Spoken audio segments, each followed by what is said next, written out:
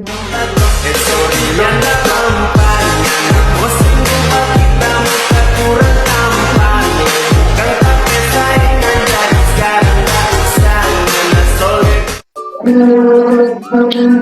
malam teman-teman semua. Assalamualaikum warahmatullahi wabarakatuh. Di sini saya Taba Ferdiansyah dengan mata kuliah perpajakan akan menjelaskan mengenai materi perpajakan. Yang pertama adalah perpajakan, pengertian dan fungsi pajak. Yang kedua ada sistem pemungutan pajak. Yang ketiga ada utang pajak, dan keempat ada tarif pajak. Apa sih jenis-jenisnya dan fungsinya? Yang pertama yaitu adalah pengertian pajak. Pajak adalah kontribusi wajib yang dibayarkan oleh individu atau badan usaha kepada negara tanpa mendapatkan imbalan secara langsung. Pajak digunakan oleh pemerintah untuk membiayai berbagai keperluan negara seperti pembangunan infrastruktur, pendidikan, kesehatan, dan pengelolaan pemerintahan. Pajak bersifat memaksa sesuai dengan undang-undang. Artinya setiap warga negara dan entitas yang memenuhi syarat wajib membayar pajak. Selanjutnya yaitu ada fungsi pajak. Fungsi pajak tersendiri itu dibagi menjadi 4, yaitu fungsi anggaran, fungsi regulasi, fungsi distribusi, dan fungsi stabilitas.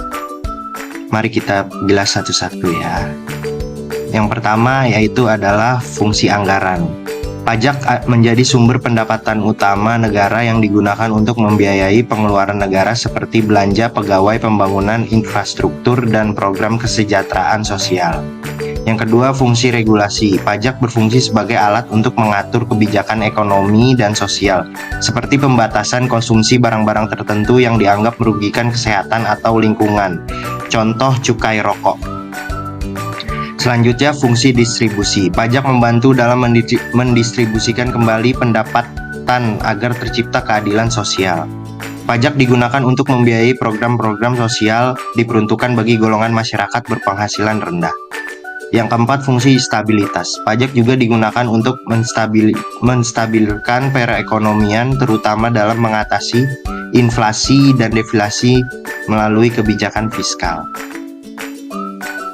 Selanjutnya, sistem pemungutan pajak.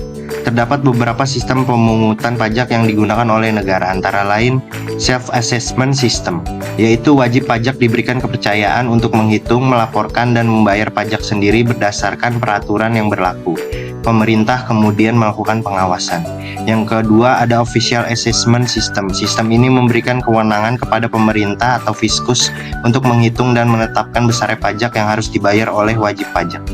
Yang ketiga ada withholding system. Sistem di mana pihak ketiga atau biasanya memberi kerja atau badan usaha ditunjuk untuk memotong dan menyetorkan pajak yang harus dibayar oleh pihak lain, seperti pajak penghasilan karyawan.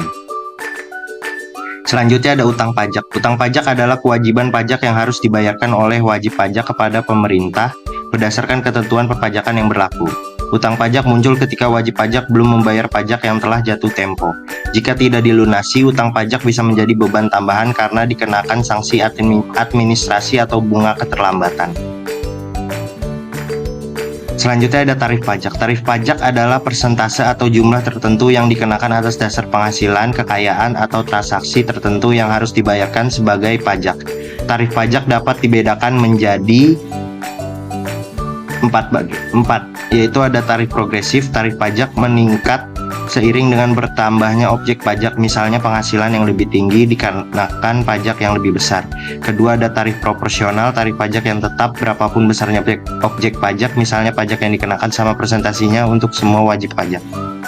Selanjutnya ada tarif degresif. Tarif pajak yang menurun ketika nilai objek pajak meningkat, yaitu ada tarif tetap. Pajak yang dikenakan dalam jumlah nominal tetap, tidak dipengaruhi oleh jumlah atau nilai objek pajak.